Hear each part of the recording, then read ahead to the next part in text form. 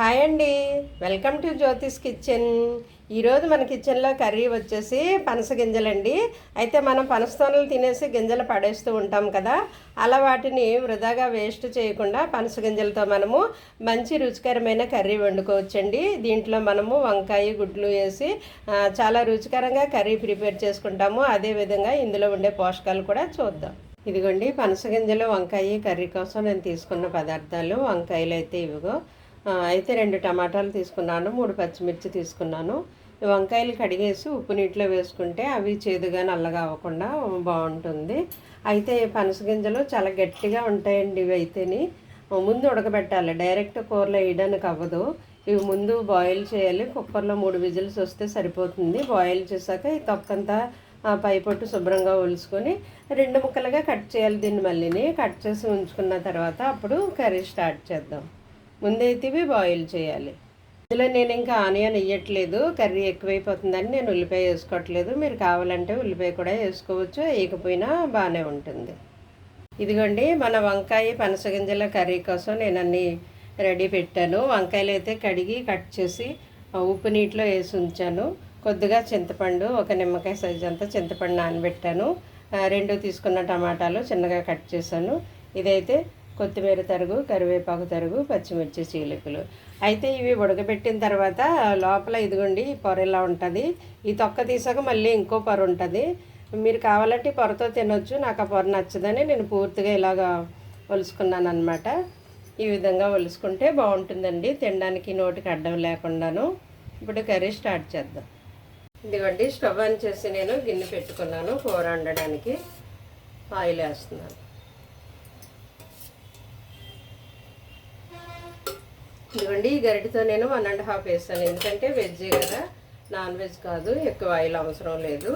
అయితే నేను ఇందులో కొద్దిగా జీలకర్ర వేస్తానండి. ముందు కొంచెం జీలకర్ర, అది హీట్ అవ్వగానే మనం డైరెక్ట్ వంకాయలు వేసేద్దామండి. నేను ఎందుకంటే ఉల్లిపాయలు తీసుకోలేదు, మీరు కావాలంటే ఉల్లిపాయలు కూడా వేసుకోవచ్చు ఇందులో. ఇంకా మనకి కావాలంటే ములక్కాడ కూడా వేసుకోవచ్చు. అదిగో జీలకర్ర వేడెక్కింది కదా, నేను ఈ వంకాయలు వేసేస్తున్నాను.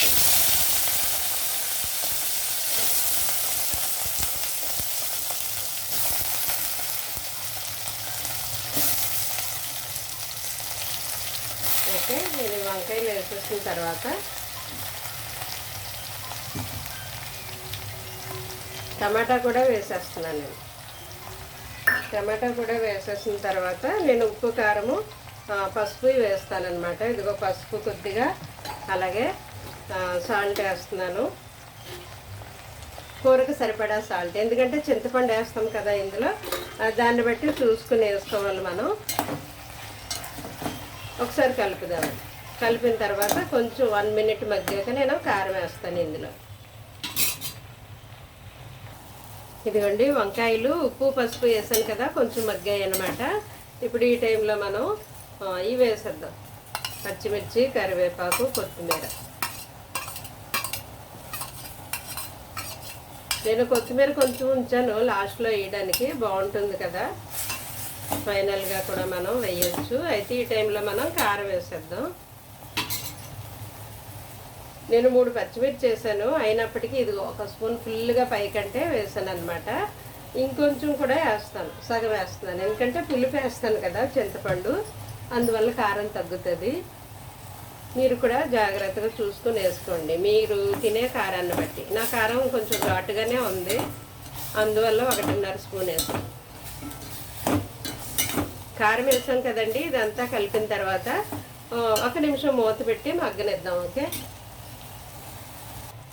ఇదిగోండి కారం వేసిన తర్వాత 1 నిమిషము మగ్గిందనమాట. ఇప్పుడు మనం ఈ పనస గింజలు వేసేద్దామండి. శుభ్రంగా తొక్క తీసి ఒలిసి పెట్టుకున్నాం కదా, ఇదంతా ఒకసారి ఇలా బాగా కలుపుదాము. ఇందులో ములక్కాడ కూడా వేసుకోవచ్చండి. పనస గింజల్లో ములక్కాడ వేసి వండొచ్చు, బంగాళదుంప వేసి వండొచ్చు, వంకాయ వేసి వండొచ్చు. అలాగా మనం ఏది వృధాగా వేస్ట్గా పడేయక్కర్లేదు. పనసతోనలు తినేసిన తర్వాత గింజలు ఈ విధంగా మనం కర్రీలాగా వండుకోవచ్చు. లేదంటే చిన్నప్పుడు మేము ఏం చేసేవాళ్ళమంటే నిప్పుల మీద కాల్చుకొని తినేవాళ్ళమండి. అలా భలే కమ్మగా ఉంటుంది నిప్పుల మీద కాల్చుకొని తింటే. ఇప్పుడు మరి పొయ్యిలు లేవు కదా కాల్చుకోవడానికి, అయినా స్టవ్ మీద కాల్చుకోవచ్చు, బాగుంటుంది. కాల్చింది కమ్మగా ఉంటుంది తినడానికి. ఓకే, కొద్దిసేపు ఒక 1 మినిట్ అలాగా మగ్గనిద్దామండి. మగ్గిన తర్వాత మనం వాటర్ వేద్దాం. ఇదిగోండి 1 నిమిషం అలా మగ్గింది. అయితే ఇప్పుడు కూరలో మనం సరిపడా వాటర్ వేసేద్దాము.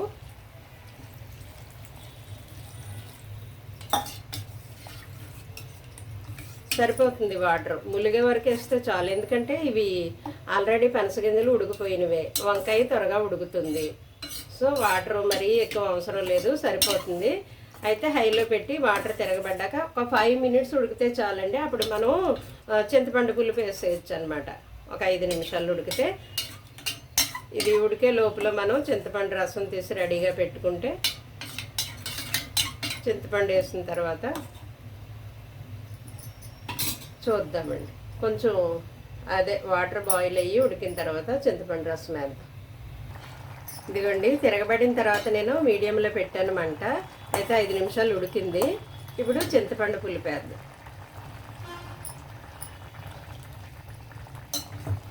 ఒకసారి కలిపేసి మరలా ఒక 2 మినిట్స్ అలా ఉడకనిద్దామండి. పులుపు వీటికి బాగా పట్టాలి కదా, ఒక 2 మినిట్స్ అలాగా ఉడకనిద్దాం. ఇదిగోండి చింతపండు పులుపు వేసిన తర్వాత ఒక 2 నిమిషాలు కూర ఉడికింది. అయితే ఈ టైంలో మనం కొంచెం జీరా ధనియా పౌడర్ వేద్దామండి. కొద్దిగా టేస్ట్ బాగుంటుంది, ఉంటే వేయండి. మీ దగ్గర జీరా ధనియా 2 లేకపోయినా ఏది ఉంటే అది, జీలకర్ర కానీ ధనియాలు కానీ. కొద్దిగా కొత్తిమీర వేస్తున్నానండి. కొంతమంది ఉట్టి జీలకర్రే పొడి చేస్తారు, కొంతమంది ఉట్టి ధనియాలే పొడి చేస్తారు కదా, అలా అయినా వేసుకోవచ్చు, 2 కలిపి చేసిన వేసుకోవచ్చు. అయితే ఈ టైంలో మనం ఎగ్స్ వేద్దామండి ఇందులోను. మీరు కావాలంటే ఫ్రై చేసుకోండి ఆయిల్లో, కానీ ఇలాగా ఘాట్లు పెడితే బాగుంటుంది.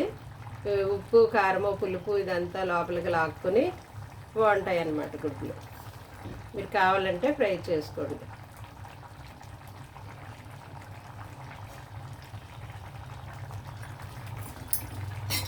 ఒకసారి వీటిని ఇలాగా లోపలికి పంపిద్దాం ఎగ్స్ని. ఆ పులుసు అంతా ఇవి లాక్కుంటాయి కదా. ఈ టైంలో మీరు ఉప్పు చూసుకోండి, నాకైతే సరిపోతుంది, కరెక్ట్గానే వేసాను.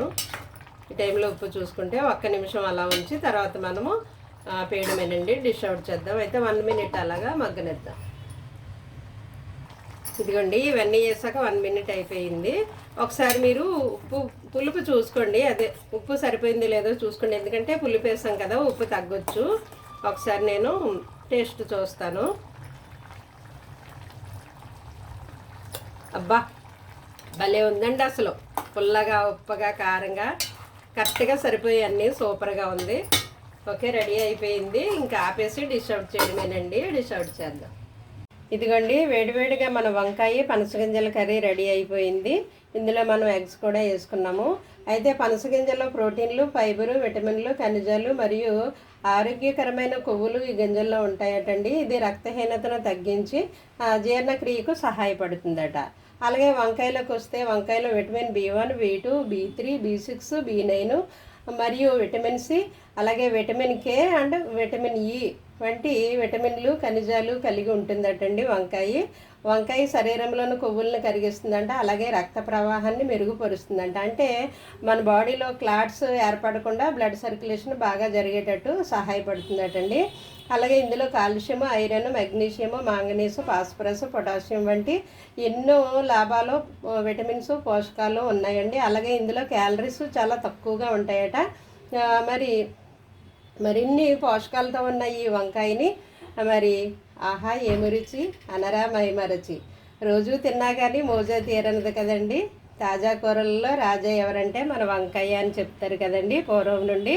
మరి వంకాయని అనేకమైన వంటల్లో మంచి మంచి వెరైటీస్ చేసుకుంటూ ఉంటాం కదండి. ఓకే అండి, థ్యాంక్ యూ.